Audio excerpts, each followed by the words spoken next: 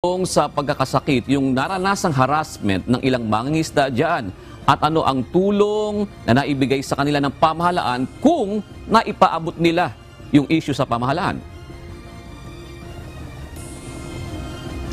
June, kwento na rin ng maraming mangingisdang nakausap natin nitong ilang araw na pananatili natin dito sa San Salvador Island. Dito yan sa bayan ng Masinloc, Zambales.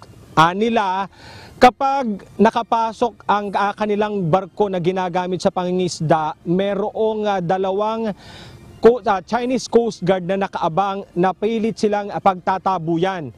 At kapag hindi sila nakaalis kaagad, hahabulin sila ng speedboat ng Chinese Coast Guard. At kapag naabutan, kukunin ang kanilang huling isda at saka yung kanilang ginagamit sa pangingisda.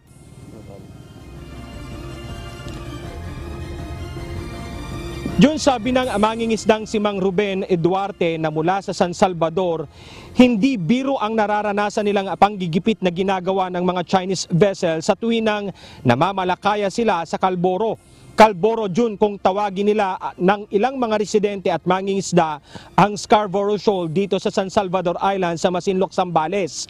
Payak na lugar ang isla at karamihan sa hanap buhay ng mga taga rito ay ang pangingisda. At dahil hindi ganun karami ang nahuhuling lamang dagat sa malapit sa baybayin ng Zambales, ang ilan ay napipilitan June na dumayo para mangisda sa Scarborough.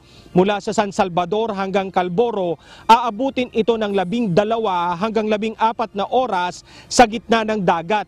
Bagay na mapanganib na rin sa buhay ng mga mangingisda, lalo na kung aabutan sila sa laot ng masungit na panahon. Pero kwento ni Mang Ruben, walang mas titindi pa sa kanilang nararanasang takot sa tuwinang ginigipit sila ng mga Chinese vessel sa lugar.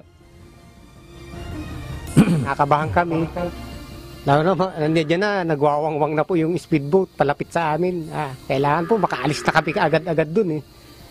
Dahil talaga pong kuminsan may mga masusungit din po yung iba eh. Talagang kulang na lang anuhin ka eh. Talaga nakakagalit. At saka nakakasama rin po ng loob dahil dati po, ibig sabihin yung kita namin na medyo na ngayon eh. Dahil sa panggigipit din po nila. June, hindi na rin umano bago sa kanila ang pambobomba ng water cannon na ginagawa ng mga barko ng China dahil noon pa man nararanasan na nilang maitaboy sa lugar sa Chinese Coast Guard gamit ang water cannon. Pupunta kami dito sa may daanan, papaalisin kami, abugin kami.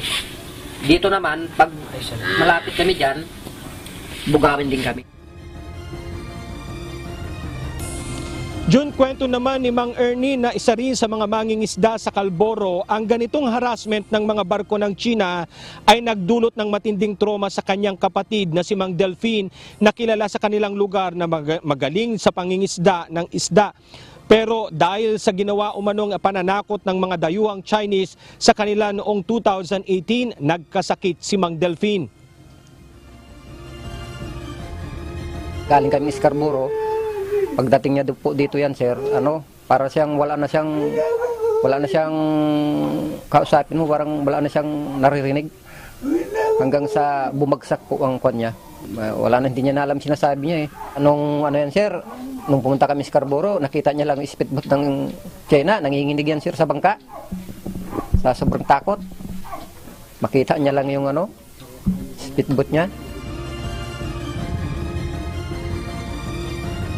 June, kwento ng maraming mga nakausap nating fisherfolk dito sa San Salvador, ang tanging sinasabi nila kapag sa tuwinang nakakaranas sila ng panggigipit ng China ay talagang traumatic para sa kanila dahil hindi biro yung kanilang pinapakitang pangbubuli sa mga Pinoy nating mga kababayan na mga mangingisda dito sa Scarborough. At tungkol naman June sa tulong ng gobyerno noong panahon ni dating Pangulong Noynoy Aquino ay meron silang natanggap na bangka mula sa gobyerno. Pero yung tulong na yon hindi na nasundan pa hanggang sa tuluyan ng lumala, katulad ni Mang Delphine, itong kanyang pagkakasakit dahil na rin sa trauma na inabot dahil sa panggigipit na ginagawa umano ng Chinese vessel sa Scarborough Shoal. June. Alright, maraming salamat, Alan Manansala.